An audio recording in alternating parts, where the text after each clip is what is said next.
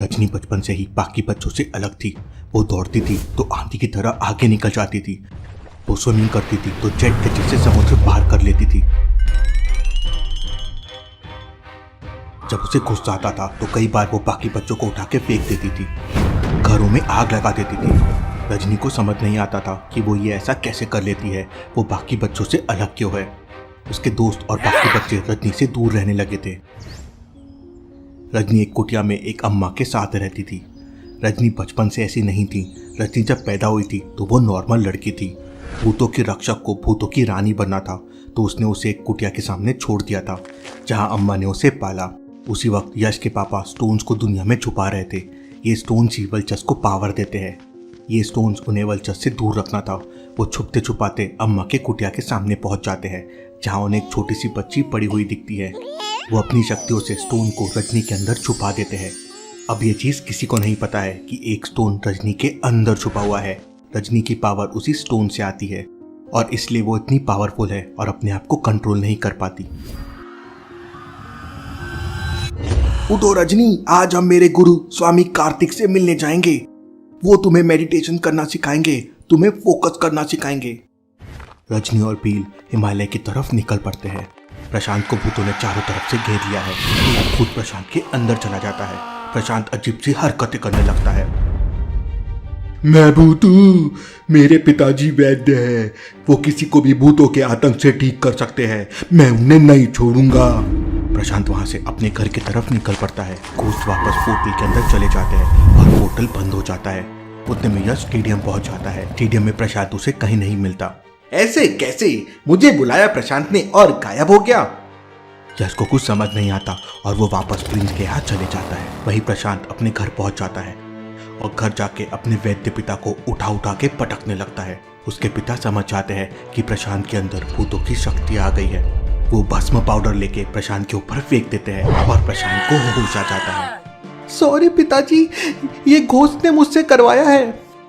प्रशांत अपने पिता के पैरों में गिर जाता है। पिताजी, मुझे भी ये शिक्षा चाहिए, आपसे ये सीखना है। वहीं यश प्रिंस के टू और मिट्टू टेबल पर बैठ के बातें कर रहे हैं। ये शक्तियां मुझे मेरे पापा से मिली है। 5 स्टोन्स मिलने के बाद मैं और शक्तिशाली हो जाऊंगा और वल्चर्स को खत्म कर दूंगा। वल्चर्स से लड़ने के लिए मैं भी तैयार हूँ। मेरे पापा का भी यही सपना था। तुम्हारे पापा की बुक तुमने पूरी पढ़ी है? नहीं, मैं जब बुक को खोलता हूँ तब बुक की चीजें बदल जाती है। मुझे जिन चीजों की जरूरत होती है मुझे वो बुक में मिल जाती है। मुझे तुम्हारी तलवार के बारे में जानना है। प्रिंस उसका जवाब ढूंढने के लिए अपनी बुक खोलता है तो बुक में प्रिंस को उसके पूर्वजों की पूरी कहानी मिलती है। प्रिंस के दादाजी शिव के बहुत बड़े भक्त थे। उनके राज्य में भूतों ने हमला कर दिया था। भूतों के पास पावर्स थे और ये नॉर्मल इंसान थे।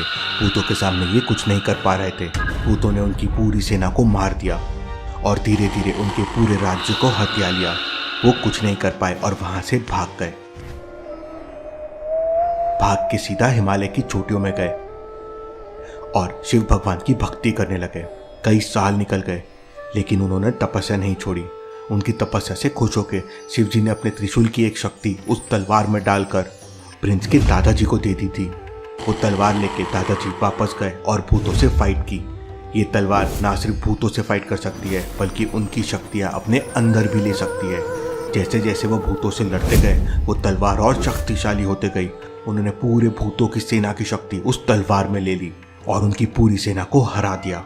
जब से ये तलवार उनकी फैमिली में एक के बाद एक सबको मिल रही है और सभी घोस्ट से लड़के उनके राज्य को सुरक्षित रखते हैं। वाओ, तुम्हारे दादाजी तो बहुत बड़े फाइटर होंगे। मेरे दादाजी नहीं बल्कि मेरे पापा भी बहुत बड़े फाइटर थे। जलचस की आर्मी को उन्होंने एक बार अकेले ही हरा दिया था। जलचस? क्या तुम जलचस के बारे में जानते हो? हाँ, लेकिन उसे कैसे मारा जाए यह नहीं पता है। मेरे पिता की किताब में हर घोस्ट से लड़ने और उन्हें मारने की तरकीबें लिखी है। यश तुरंत वो बुक निकालता है और उसमें जलचस को ढूंढने लगता है। यश को वो चैप्टर मिल जाता है जिसमें जलचस को मारने का तरीका था। इसमें लिखा है जलचस को मारने के लिए उसे पहले फ्रीज करना होगा। अगर वो बर्फ बन जाए तो फिर फायर से उसे मार सकते हैं।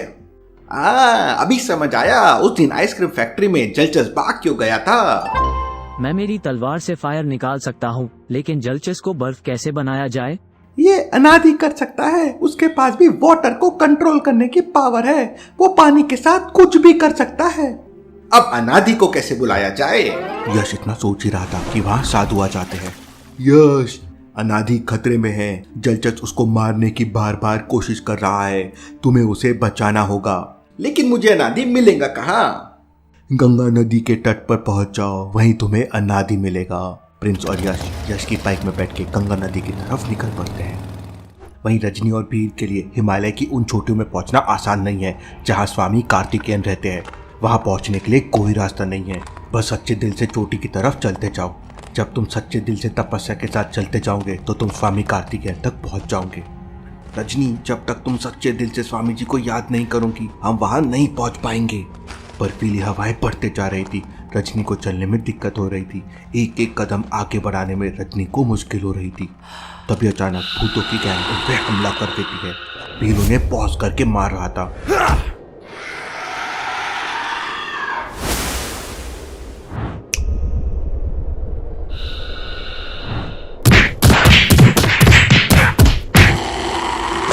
लेकिन रजनी कुछ नहीं कर पा रही थी, वो बहुत थक चुकी थी। भूत इतने सारे हो जाते हैं कि भील भी उन्हें पॉज नहीं कर पा रहा था। भील भी कमजोर पड़ने लगता है। रजनी अपनी आंखें बंद करती है और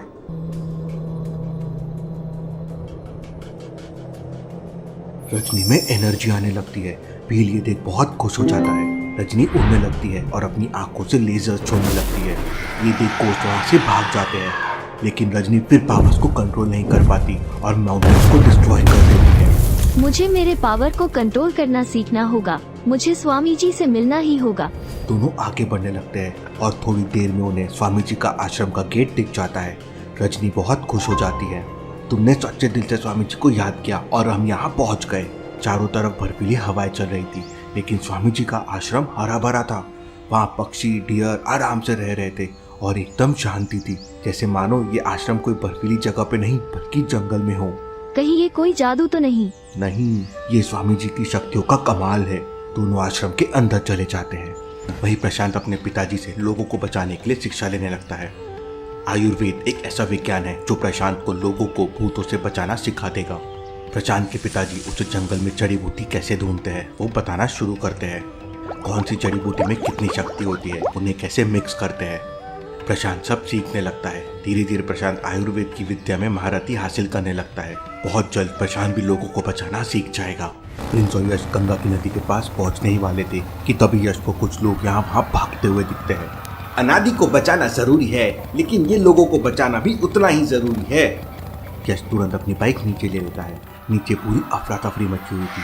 गोश्त बच्चों को उठा के लेके जा रहे थे और लोग डर के यहाँ वहाँ भाग रहे थे। यश, ये क्या हो रहा है? मुझे कुछ समझा नहीं। लगता है गोस्ट यूनिवर्स का दरवाजा इस बार इस गांव में खुला है और ये भूत बच्चों को किडनैप कर रहे हैं। गोस्ट बच्चों की जगह रेप्लिका छोड़ देते हैं जो इम्प्योर गोस्ट है। दिन में इंसान और रात में ये गोस्ट बन जाते हैं। हमें इन्हें रोकना होगा। दोनों तुरंत नीचे उतर जाते हैं और गोश्त से फाइटिंग शुरू कर देते हैं। यश बवंडर नहीं बना सकता, बच्चों को चोटें लग सकती है। यश अपनी ताकत से गोश्त को अपनी तरफ खींचना शुरू कर देता है, लेकिन इस बार यश गोश्त की तरफ नहीं खींच पा रहा था। यश और ताकत लगाता है, लेकिन कुछ नहीं होता। लगता है गोस्ट यूनिवर्स की गोश्त के सामने मेरी ताकत नहीं चलेगी। यश अपनी गन निकालता है और गोश्त को पकड़ना शुरू कर देता है। वहीं प्रिंस अपनी तलवार से गोश्त को मारना शुरू कर देता है। दोनों को देख सारे गोश्त वहां से भाग जाते हैं। इस बार तो हमने लोगों को बचा लिया, लेकिन ऐसा कितनी जगह हो रहा होगा? हमें ये इंफॉर्मेशन जानने के लिए कोई हथियार लगेगा। मैंने एक बुक में रेखांकित नक्शे के बारे में पढ़ा था जो घोस्ट को ट्रैक करता है। शायद वो हमारी हेल्प कर सके। वाह, लेकिन इससे पहले अनादि को हमारी मदद चाहिए। पहले जलचर को खत्म करते हैं, फिर ये मैप ढूंढेंगे। दोनों वहां से गंगा नदी की तरफ निकल पड़ते हैं। वहीं गंगा के पास जलचर अनादि को ढूंढते ढूंढते पहुंच जाता है। इस बार तो मैं तुझे नहीं छोड़ूंगा। मुझे हजारों साल से कोई नहीं मार पाया है। मैं धरती पे कब्जा करके वल्चर का सपना पूरा करूंगा।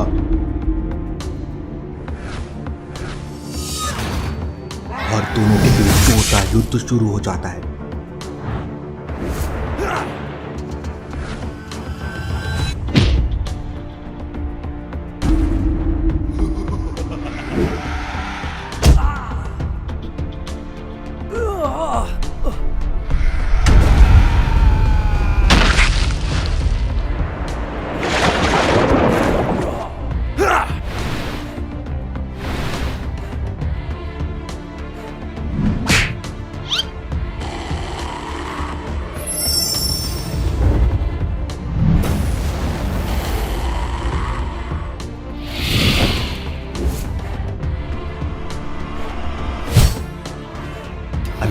कमजोर पड़ने लगता है। अनादि वहां से गायब होने की कोशिश करता है, लेकिन वो कमजोर हो गया था।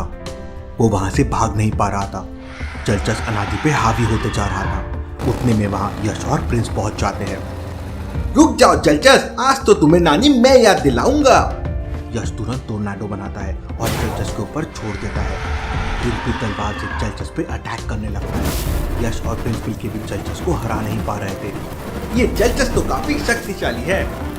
यश जोरों से आवाज लगाता है, अनादि, जलचस को बर्फ की तरह जमा दो। प्रिंस बाइक से जंप करता है। उसकी तलवार से तेज आग निकलने लगती है। वो अपनी तलवार से जलचस को आग पार कर देता है। क्या बात है प्रिंस, तुमने जलचस को मार दिया। लेकिन जलचस इतना शक्तिशाली है तो वलचस कितना होगा। वही अनादि एकदम कमजोर हो गया था और गंगा के पास बेहोश हो गया था। मैं इन्हें कैसे बचाऊं? यश अपना हाथ अनादि के सर पर रखता है तो अनादि के घाव ठीक होने लगते हैं और अनादि पूरा ठीक हो जाता है। तुम लोग तो बहुत शक्तिशाली हो, कौन हो तुम? तब यश अनादि को अपने और उसके पिता के बारे में बताता है। तुम विक्रांत के बेटे हो। विक्रांत मेरा बहुत अच्छा दोस्त था। तुम भी उसी की तरह बहादुर और शक्तिशाली हो। मैं तुम्हारी हेल्प जरूर करूंगा वलचस को हराने में, और तुम्हें जलमणि पाने में मैं मदद भी कर सकता हूँ। लेकिन जलमणि पाने के लिए तुम्हें रेखांकित मैप ढूंढना होगा, वही तुम्हें वहां तक लेके जाएगा। ये लो ताबीज, ये तुम्हारे पापा ने मुझे दिया था। यश ताबीज खोल के देखता है तो उसमें अनादि और उसके पापा की साथ में तस्वीर थी। यश की आंखों में आंसू आ जाते हैं। तुम्हें जब भी मेरी जरूरत पड़े ताबीज को छू के मुझे याद करना, मैं आ जाऊंगा। अभी मुझे जाना है। कभी मैं तुम्हें मेरे और तुम्हारे पापा के किस्से सुनाऊंगा। इतना कहते ही अनादि वहां से गायब हो जाता है। यश और प्रिंस वही नदी के तट पर बैठ जाते हैं। प्रिंस जल्दी वो बुक खोलो और गन के बारे में देखो क्या लिखा है। प्रिंस बुक ओपन करता है तो यश के पापा और गन की कहानी लिखी होती है। यश के पापा उस समय के सबसे बड़े गोस्ट हंटर थे। उन्होंने अपनी पूरी जिंदगी गोस्ट यूनिवर्स और छुपे हुए रहस्य और पावर को जानने में लगा दी। उन्होंने बहुत तपस्या और रिसर्च करके दुनिया में छुपे हुए कई पावर्स को डिस्कवर किया और उनकी शक्तियों को अलग अलग स्टोन्स में डाल दिया। उन्हें दुनिया के हर गोस्ट की शक्तियां और वीकनेस के बारे में पता था और उन्होंने अपनी किताब में ये सब लिख दिया था। लेकिन वलचस के बारे में वो कभी पता नहीं कर पाए थे। एक दिन विक्रांत भूतों से लड़ते हुए एक सीक्रेट छुपे हुए मंदिर में पहुंच जाता है। वो मंदिर हिमालय के नीचे था। मंदिर के आसपास में आदिवासी रहते थे। वो मंदिर एक देवी का था जिनके पास भूतों से लड़ने की अपार शक्ति थी। देवी के पैरों के पास विक्रांत को वो गन मिलती है। ऐसी गन विक्रांत ने कभी नहीं देखी थी। तभी गोस्ट विक्रांत पे अटैक कर देते हैं। विक्रांत उस गन का ट्रिगर दबा देता है और गोस्ट उनमें कैद हो जाते हैं। गन की शक्तियां देख विक्रांत चौंक हो जाता है। विक्रांत देवी को प्रणाम करता है और वहां से निकल जाता है। अपने इतने सालों की तपस्या और पावर से विक्रांत गन को और पावरफुल बना देता है, गोस्ट को इजीली कैप्चर कर सके और उन पर फिर रिसर्च कर सके। इसलिए विक्रांत गन के लिए न्यू कैप्सूल भी डिजाइन करता है। वाओ, मेरे पापा इतने शक्तिशाली थे तो फिर वो मर कैसे गए, और मेरा भाई कहाँ है? मुझे ये सब जानना होगा। क्या यश ये सब जान पाएगा? देखेंगे हम अगले एपिसोड।